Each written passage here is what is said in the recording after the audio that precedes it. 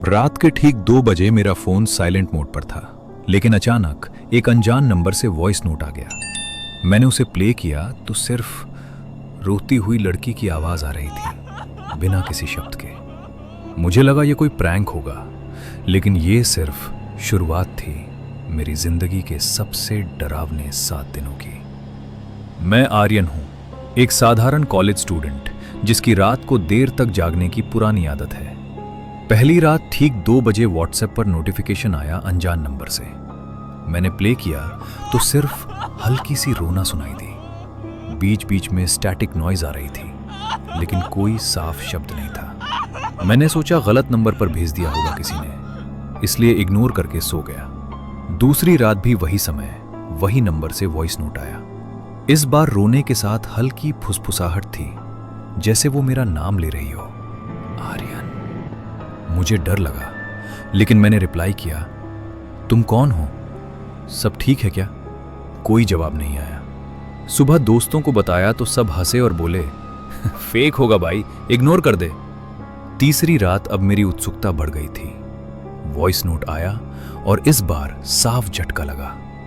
दिन भर मैं सोच रहा था कि कल प्रेजेंटेशन खराब गया, सब मुझ पर हंस रहे होंगे, लेकिन रात के नोट में वही लड़की की आवाज तोड़ तोड़ के वही लाइनें बोल रही थी, कल प्रेजेंटेशन खराब गया। मेरी दिमाग की बातें उसे कैसे पता चली? डर के साथ उत्सुकता और बढ़ गई। चौथे दिन मैंने उस नंबर पर कॉल किया, लेकिन एक रिंग के बाद कट हो गया। ट्रू कॉलर चेक किया तो नाम ब्लैंक था, लोकेशन पुराना शमशान रोड। गूगल सर्च किया तो पता चला 5 साल पहले उसी इलाके में एक लड़की का मर्डर हुआ था और उसका फोन कभी नहीं मिला। मेरा दिल धक से हो गया।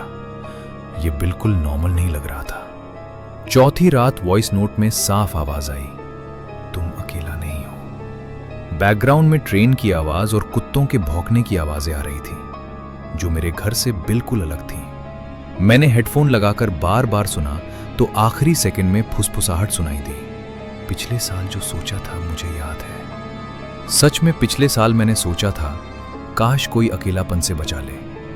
5वीं रात वो मेरे सारे विचार दोहराने लगी। एक बार बोली, आज एग्जाम कैंसिल हो जाएगा, टेंशन मत लो। और सच में अगले दिन पेपर कैंसिल हो गया। मुझे लगा ये मेरी रक्षक है।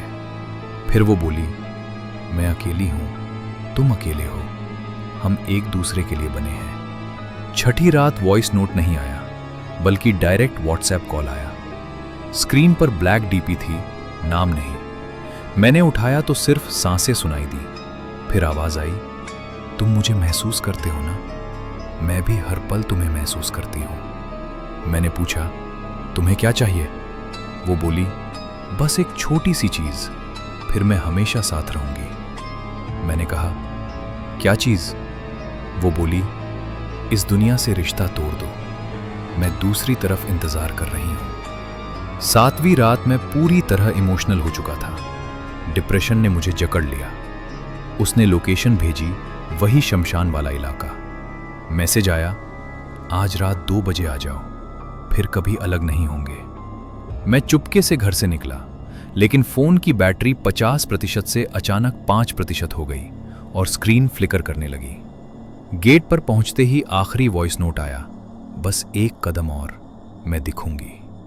मैं आगे बढ़ा ही था कि पीछे से आर्यन चिल्लाया किसी ने। मुड़कर देखा तो मेरा छोटा भाई था, जो फाइंड माई डिवाइस से मुझे ट्रैक करके आया था। वो चिल्लाया, भाई रुक, तेरा फोन 6 महीने से ऑफ दिख रहा है सबको। ये नंबर पुलिस रिकॉर्ड में एक मरी हुई लड़की का है। मेरा फोन हाथ से गिर गया। टूटी स्क्रीन में एक पल के लिए वो लड़की का चेहरा दिखा, ठीक वही जो न्यूज में दिखाई गई थी। हम दोनों भागे घर की ओर। रास्ते भर मेरा भाई बता रहा था कि उसने मेरी हर हरकत ट्रैक की थी। घर पहुंचकर सबने पुराना फोन तोड़कर फेंक दिया, नया फोन लिया, नया नंबर लिया। सब कुछ नॉर्मल हो गया लग रहा था। लेकिन आज रात ठीक 2 बजे मैं नया फोन चेक कर रहा था। व्हाट्सएप खोला तो सबसे ऊपर एक नया चैट था, अनजान नंबर, एक अनरेड वॉइस नोट। मैंने कांपते हाथों से प्ले किया, सिर्फ हल्की सी रोना और फिर धीमी फुसफुसाहट।